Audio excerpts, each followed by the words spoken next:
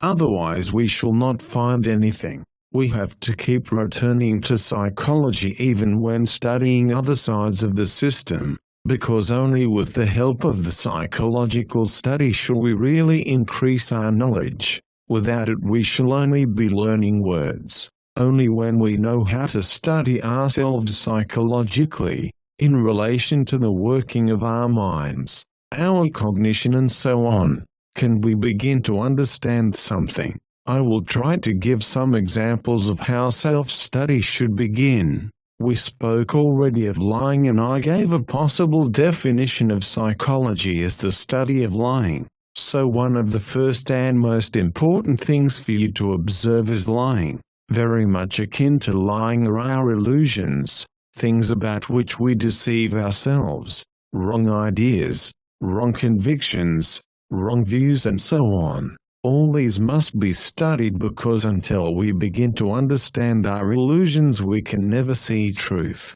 In everything we must first separate our illusions from facts. Only then will it be possible to see whether we can really learn something new. One of the most important and most difficult illusions to conquer is our conviction that we can do.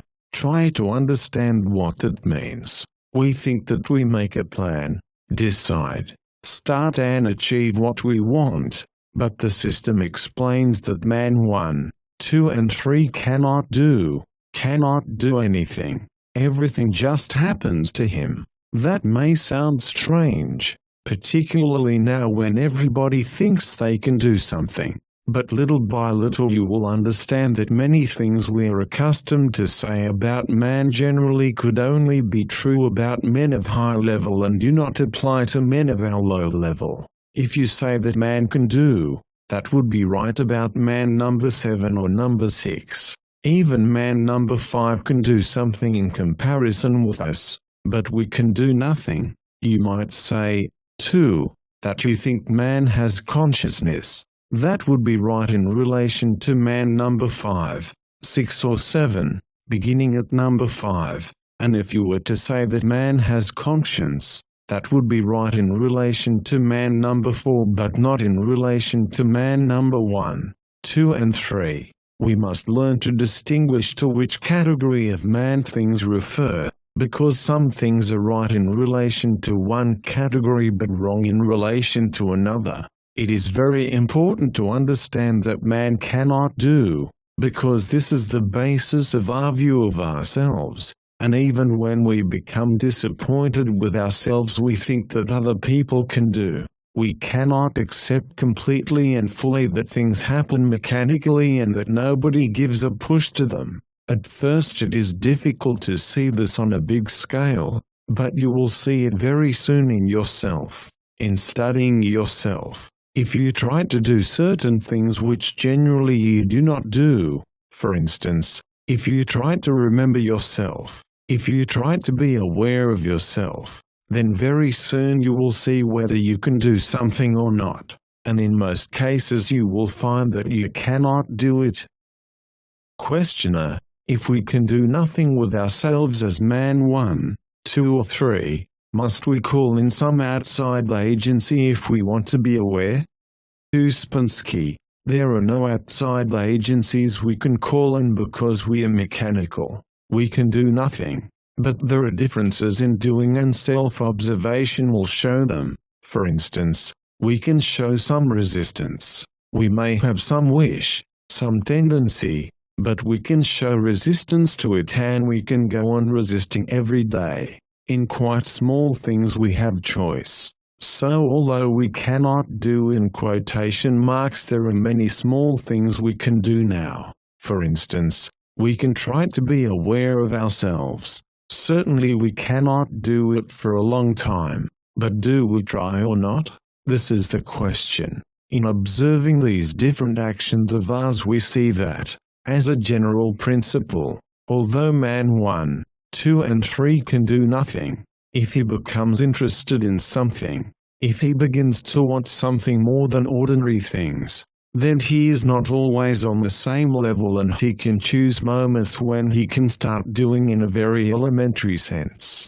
Another very important problem we must consider is the idea of good and evil in this system, because generally people's views are very confused on this subject, and it is necessary to establish for yourself how to understand it. From the viewpoint of the system, there are only two things that can be compared or seen in man: the manifestation of mechanical laws and the manifestation of consciousness. If you want to find examples of what you can call good or bad, to arrive at some standard, you will see at once that what we call evil is always mechanical, it can never be conscious, and what we call good is always conscious, it cannot be mechanical. It will take a long time to see the reason for that, because these ideas of mechanical and conscious are mixed in our mind. We never described them in the right way. So this is the next point you must consider and study. Further, in connection with the question of good and evil, we must try to understand the relative positions of morality and conscience. What is morality and what is conscience? We can say first of all that morality is not constant. It is different in different countries, in different centuries, in different decades, in different classes, with people of different education, and so on. What may be moral in the Caucasus may be immoral in Europe. For instance, in some countries blood revenge is a most moral thing. If a man refuses to kill somebody who killed his distant uncle, he would be considered most immoral. But in Europe nobody would think that. In fact, most people would think a man very immoral to kill anybody, even a relative of somebody who had killed his uncle. So morality is always different, and it always changes. But conscience never changes. Conscience is a kind of emotional understanding of truth in certain definite relations, generally in relation to behavior, to people and so on. This is always the same. It cannot change and it cannot differ in one nation or another, in one country or another, in one person or another. Try to connect in your mind what I said about the study of good and evil, mechanicalness and consciousness, morality and conscience, and then put the question, is conscious evil possible? That will require study and observation. But from the point of view of the system, there is a definite principle that conscious evil is impossible. Mechanicalness must be unconscious. Questioner: the idea of evil being always unconscious is rather difficult to understand. Can you explain it a little more? Ouspensky: I said, first of all try to find for yourself what you call evil, not by definition but by examples. When you have a certain number of examples, ask yourself, could I be conscious? Could evil things be done consciously? Later you will see they could be done only unconsciously. Another answer is that all you call evil can happen mechanically, and it always does happen mechanically, so it has no need of consciousness. I said that we should study the ideas of this system chiefly in connection with the evolution of man, and I explained that by evolution we must understand a conscious process and conscious efforts, continuous and connected. There is no mechanical evolution as it is sometimes understood. Evolution, if it is possible, can only be conscious, and the beginning of evolution is always the evolution of consciousness. It cannot be the evolution of anything else. If consciousness begins to evolve, other things begin to grow and evolve. If consciousness remains on the same level, everything else remains on the same level. There are several things which it is important to understand from the very beginning in relation to evolution. First, that out of the very large quantity of men 1, 2 and 3, only very few can become number 4, 5, 6 and 7 or even begin. That must be very well understood, because if we begin to think that everybody can evolve, we cease to understand the conditions necessary for the beginning of evolution, as I described them for you in the example of escape from prison. Questioner: Have all races of men the same possibility of development? Ouspensky, that is an interesting question. I asked this question myself when I first came to this work, and I was told that it had been discussed in very important schools at a very important period, and that after making all possible experiments in this connection they came to the conclusion that there is no difference, from the point of view of possible development, between the white, yellow, black, brown and red races. At the present time, the white and yellow races have predominance, whereas in the past it was probably one of the others. For instance, the Sphinx reminds one of a Negro, not a European. Questioner, in connection with what you said about good and evil, could a follower of this system take part in war? Ouspensky, it is his business. There are no external prohibitions or conditions. Questioner, but could he reconcile the two? Ouspensky, again it is his business. This particular system leaves man very free. He wants to create consciousness and will. Neither consciousness nor will can be created by following certain external restrictions. One must be free. You must understand that external things matter least of all. It is the internal things that are important. Internal war.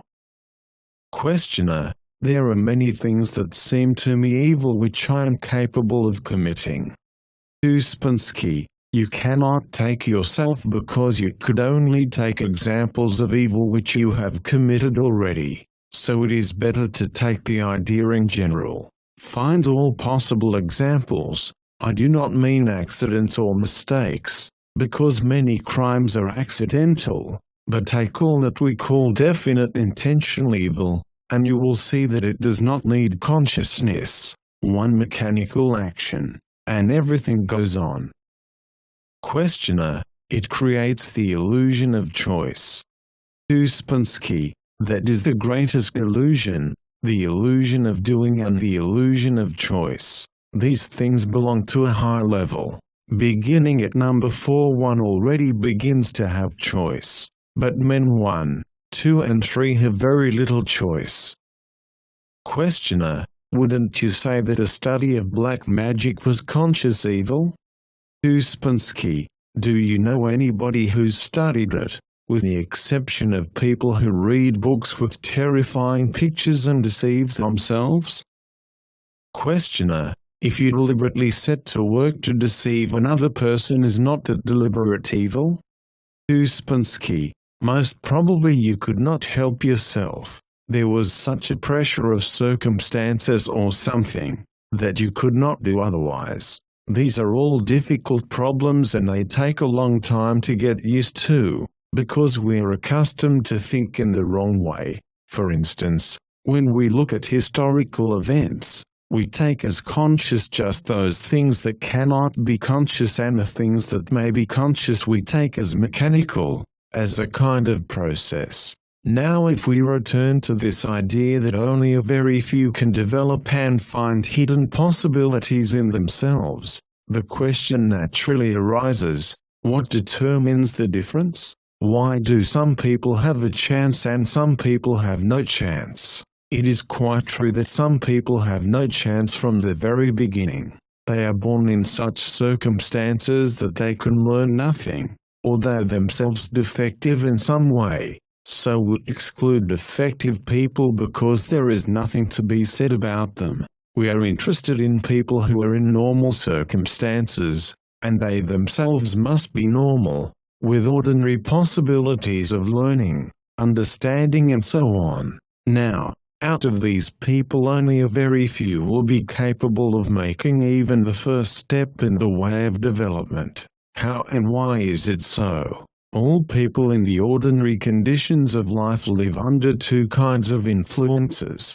First, there are the influences created in life, desire for riches, fame and so on, which we call influences A. Secondly, there are other influences which come from outside life, which work in the same conditions although they are different. and we call these influences, be they each man in the form of religion, literature or philosophy. These influences of the second kind are conscious in their origin. Influences A are mechanical from the beginning.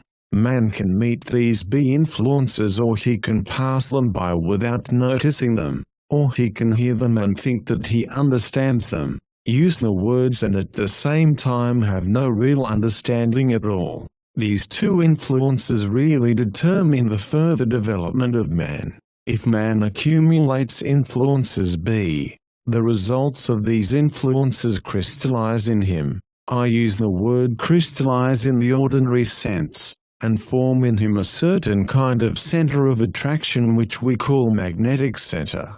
The compact mass of memory of these influences attracts him in a certain direction, or makes him turn in a certain direction. When magnetic center is formed in man, it will be easier for him to attract to himself more influences B, and not to be distracted by influences A. With ordinary people, influences A can take so much of their time that nothing is left for other influences, and they are hardly affected at all by influences B. But if this magnetic center in man grows, then after some time he meets another man, or a group of people, from whom he can learn something different, something that is not included in influences B, and which we call influence C. This influence is conscious in origin and action and can only be transmitted by direct instruction.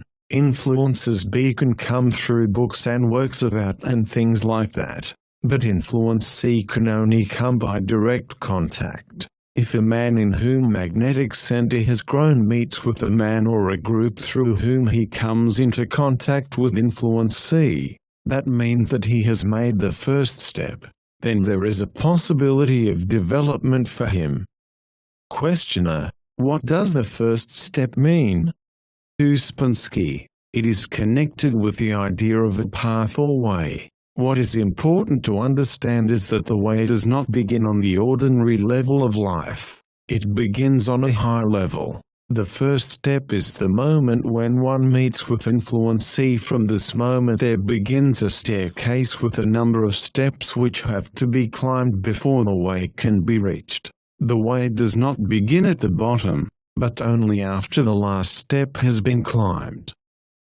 Questioner: what do you call a normal man? Ouspensky: it may seem paradoxical, but we have no other definition. It means a man who can develop. Questioner: is there any relationship between influences B and influences A? When influences B come into a man, do they affect influences A and transform them? Ouspensky: they may affect them, but at the same time one necessarily excludes another. Man lives on the earth under these two different influences. He may choose only one, or he may have both. When you speak of influences A and B, you begin to speak about facts. If you replace this expression by one or another definite fact, you will see in which relation they stand. It is very easy. At this point the question naturally arises, why is it so difficult for a man to start changing himself, to come to a possibility of growing? Because, you see, we must remember that man is created in a very interesting way by nature. He is developed up to a certain point. After this point he must develop himself. Nature does not develop man beyond a certain point. Later we shall learn in full detail up to what point man is developed and how his further development must begin, and we shall see why from this point of view he could never develop himself and why he cannot be developed by nature. But before that we must understand certain general conditions. It is difficult for a man even to start any kind of work on himself because he lives in a very bad place in the universe. At first it must sound a very strange idea. We do not realize that there are better and worse places in the universe, and we certainly do not realize that we happen to be in almost the worst place. We fail to realize it because, from one point of view, Our knowledge of the universe is too complicated. From another point of view, it does not take into account real facts.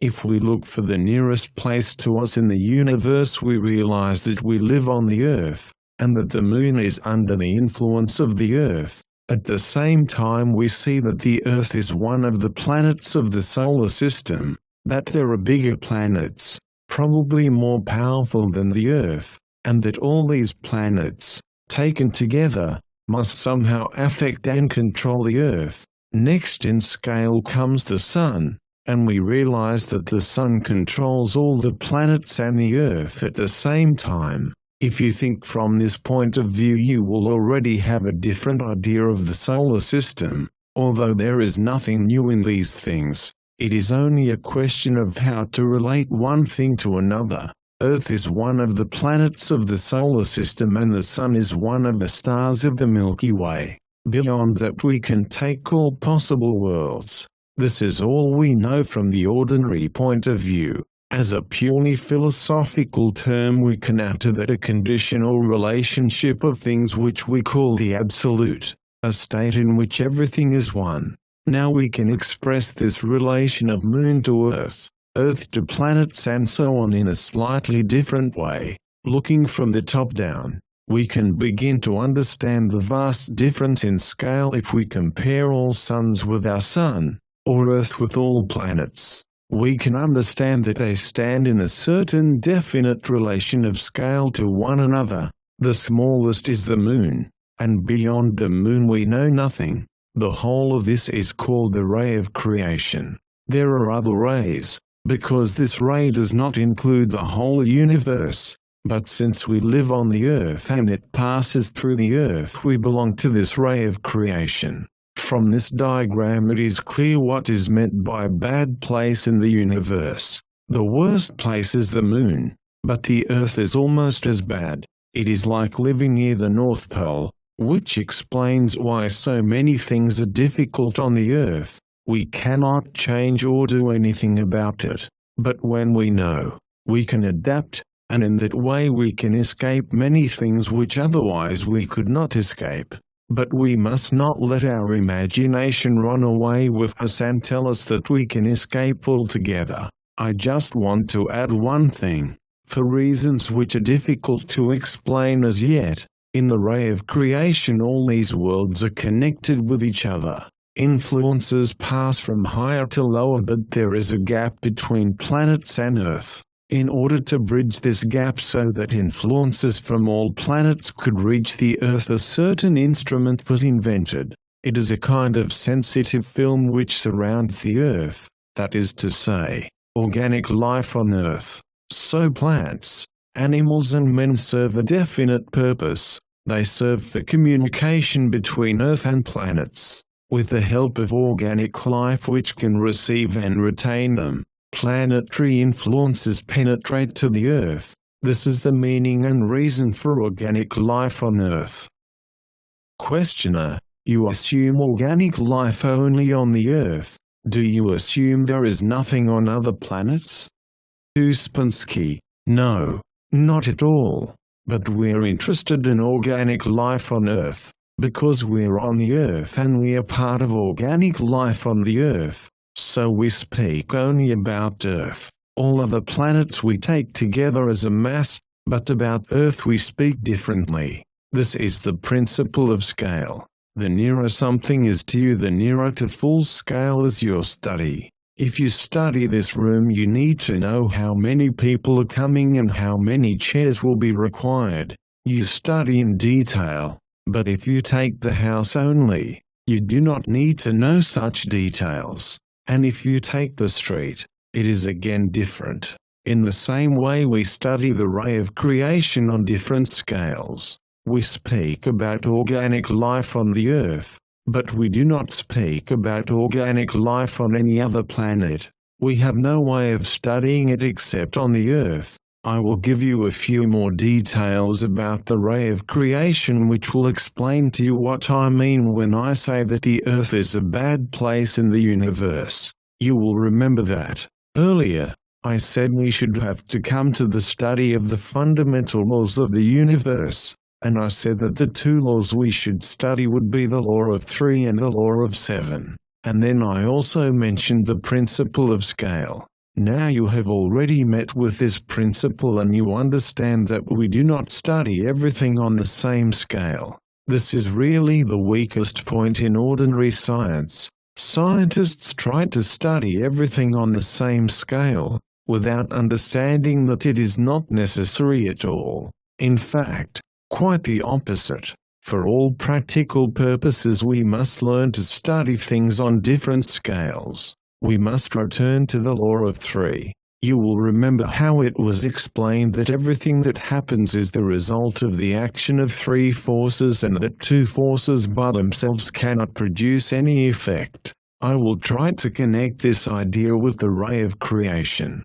The Absolute is world 1, for the 3 forces in it make 1. By his own will and consciousness the Absolute creates worlds. It is all intentional there and each force in it occupies each place. This is incomprehensible to us. In the next world, world 3, there are the same 3 forces, only they are already divided. These 3 forces again produce worlds of which we take 1. But this world 6 is different from world 3 which is in contact with the Absolute, for it is already mechanical. World 6 has 3 forces from the preceding world and 3 of its own. The next world, world 12, has 3 forces from the world of the second order, 6 from the world of the third order and 3 of its own. The next world, world 24, has 24 forces, the one after 48 forces and the last 96 forces. The greater the number of laws, the harder it is to change anything. For instance, man lives on earth, which is under 48 laws. He himself is under many more laws, but even these 48 laws make it very difficult for him to change anything because every little thing is governed by these laws. Fortunately not all of the laws under which man lives are obligatory for him, so he may escape from some of them. And his possibility of evolution is fundamentally connected with escaping from certain laws. By climbing the prison wall, too, a man escapes from laws. Chapter 2. I would like you to revise in your memory what I said last time, because many things I said were not fully developed. I only gave hints, a general idea, of things we have to study, so it is necessary to recall the order of things and their relative importance, because some things I said were essential for the understanding of further ideas, while some I brought in merely an explanation of other things. But first I would like to stress again one important point. The system belongs to the class of systems which regard man as an incomplete being and study him from the point of view of his possible development. Ordinary psychology is very far from reality. The man it studies is an imaginary quantity. Man is not what he is supposed to be. We ascribe to ourselves many qualities we do not possess. We are not conscious. If we are not conscious we cannot have unity, cannot have individuality, cannot have an ego or I. All these things are invented by man to keep the illusion of consciousness. Man can be conscious, but at present he is not. It must be recognized that man lives below his legitimate level.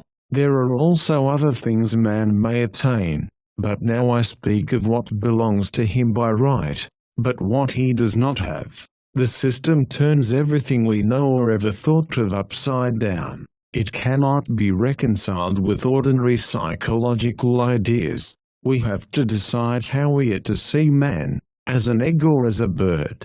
And if we see him as an egg we must not ascribe to him properties of a bird. When we see him as an egg the whole psychology becomes different. All human life becomes the life of embryos, of incomplete beings, and for some the meaning of life becomes the possibility of passing to another state. It is very important to understand what is a complete being and what is an incomplete being. because if this is not understood from the beginning it will be difficult to go further. Perhaps an example will help to illustrate what I mean. Let us compare a horse carriage with an aeroplane. An aeroplane has many possibilities that an ordinary carriage does not have, but at the same time an aeroplane can be used as an ordinary carriage. It would be very clumsy and inconvenient and very expensive, but you can attach 2 horses to it and travel in an aeroplane by road. Suppose the man who has this aeroplane does not know that it has an engine and can move by itself, and suppose he learns about the engine, then he can dispense with the horses and use it as a motor car. But it will still be too clumsy. Suppose that the man studies this machine and discovers that it can fly. Certainly it will have many advantages which he missed when he used the aeroplane as a carriage. This is what we're doing with ourselves. We use ourselves as a carriage, when we could fly. But examples are one thing and facts are another. There is no need of allegories and analogies, for we can speak about actual facts if we begin to study consciousness in the right way. If we return for a moment to the analogy of an aeroplane, what is the reason why our aeroplane cannot fly? Naturally, the first reason is because we do not know the machine, how to work it and how to put it in motion. And the second reason is that as a result of this ignorance the machine works at a very slow speed. The effect of this slow speed is much greater than if we compare a horse carriage and an aeroplane. To follow the ideas and methods of the system fully, it is necessary to recognize and agree upon 2 points: the low level of consciousness and the practical absence of will and individuality in man. When these are accepted, it is very useful and necessary to learn the right use of 2 ideas, 2 words, useful and harmful, because it is rather difficult to apply these words to a psychological state and find what is useful in the psychological structure of man and what is harmful in it. But if you regard man from the point of view of his possible development, it becomes clear that what helps his development is useful, and what hinders it is harmful. It is very strange that it is necessary even to explain this, but unfortunately our ordinary thought, particularly when it meets with serious problems, does not use this idea. Somehow we lose the understanding of what is useful and harmful. Our thought has acquired many bad habits, and one of them is thinking without purpose. Our thinking has become automatic. We are quite satisfied if we think of and develop possible side issues without having any idea why we are doing it. From the point of view of this system, such thinking is useless. All study, all thinking and investigation must have one aim, one purpose in view, and this aim must be attaining consciousness. It is useless to study oneself without this purpose. There are reasons to study oneself only if one has already realized that one does not have consciousness and one wishes to attain it. Otherwise it becomes just futile. Attaining consciousness is connected with a gradual liberation from mechanicalness. For man as he is fully and completely under mechanical laws. The more a man attains consciousness, the more he leaves mechanicalness, which means he becomes more free from accidental mechanical laws. The first step in acquiring consciousness is the realization that we are not conscious. But this illusion cannot be changed alone, for there are many others. As I said earlier, the worst of them is the illusion that we can do. All our life is based on this illusion. We always think that we're doing when, in reality, we are not doing anything. Everything happens. Another illusion is that we're awake. When we realize that we are asleep, we will see that all history is made by people who are asleep. Sleeping people fight, make laws. Sleeping people obey or disobey them. The worst of our illusions are the wrong ideas among which we live and which govern our lives. If we could change our attitude towards these wrong ideas and understand what they are, This in itself would be a great change and would immediately change other things. Now, it would be good if we start in this way. You have been thinking during the week, so try to remember what was not clear and what you have heard and ask questions, and then I will develop that line of thought. Questioner: if we are not conscious, are we able to judge what is useful for us and what is harmful? Ouspensky: I said that self-observation cannot be impersonal, for we are personally interested in the right work of our machine. Right work of the organism is profitable for us, wrong work is harmful. One must have a simple commercial attitude to one's life and inner functions, and one must know what is profit and what is loss. So one cannot observe oneself quite impartially like some historical events that happened 1,000 years ago.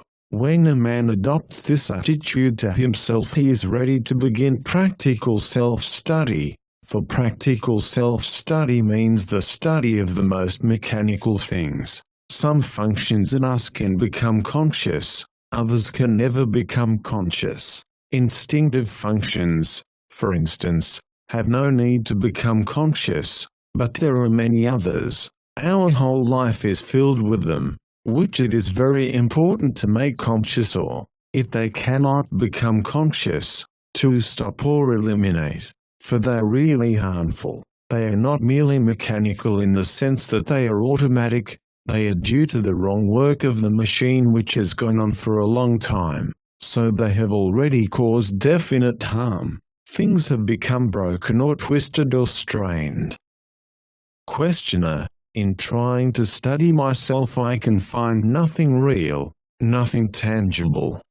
Ouspensky: study what is there, whether it is real or unreal. You cannot study only what is real, you have to study what is there. It is not an obstacle to self-study if you find nothing real, you must study what you find.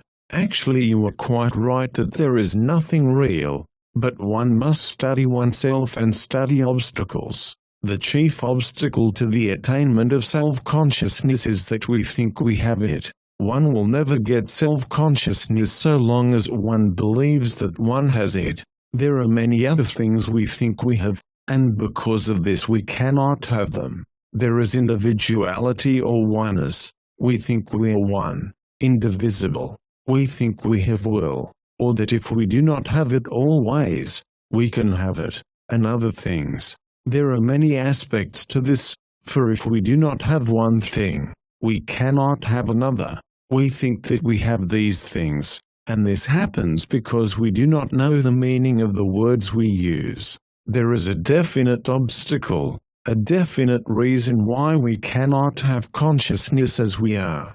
This chief obstacle in the way of development is lying. I have already mentioned lying, but we must speak more about it, for we do not know what lying means because we have never studied this question seriously.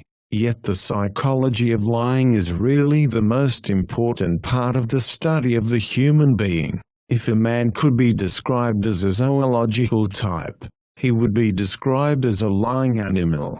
I shall leave out all external lying and take only a man's lying to himself about himself. This is the reason why we are in the state in which we are now, and why we cannot come to a better, a higher, a more powerful, more effective state of consciousness. According to the system we are now studying, we cannot know truth, because truth can be reached only in objective consciousness. So we cannot define what truth is, but if we take it that lying is the opposite of truth, we can define lying.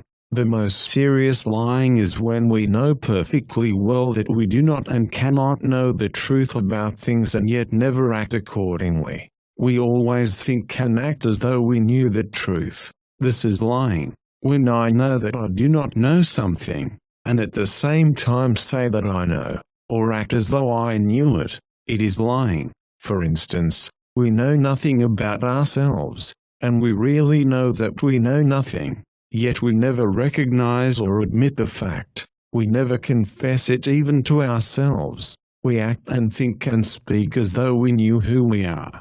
This is the origin, the beginning of lying. When we understand this and follow this line, and when we try to connect this idea with everything we think, everything we say, everything we do, we will begin to remove the obstacles which lie on the way to consciousness. But the psychology of lying is much more difficult than we think, because there are many different kinds of lying and many very subtle forms hard to discover in ourselves. In others we see them comparatively easily, but not in ourselves. Questioner: if we do not know what truth is, how do we know when we lie? Ouspensky: you know that you cannot know the truth, and if you say you do know, or can know it, it would be a lie, because no one can know the truth in the state in which we are. Do not think philosophically, take it in relation to facts. People speak about everything as though they knew. If you ask a man whether there are people on the moon, he will have an opinion about it, and so with everything else. We have opinions about everything, and all these opinions are lying, particularly about ourselves. We do not know about states of consciousness, or the different functions, or the speed of functions, or their relation to one another. We do not know about how functions are divided. We know nothing, yet we think we know about ourselves. All we have is opinions, and they are all lies. Questioner: if all opinions are lies, should we avoid opinions? Ouspensky: you must know their value. The first lie we tell ourselves is when we say I. It is a lie because in saying I we presume certain things. We presume a certain unity and a certain power, and if I say I today and say I tomorrow, it is supposed to be the same I, when in reality there is no connection between them. We are in this present state because of certain obstacles or certain facts in ourselves, and the most important fact that we do not understand is that we have no right to say I, for it will be a lie. When you begin to observe yourself you will see that it is really so.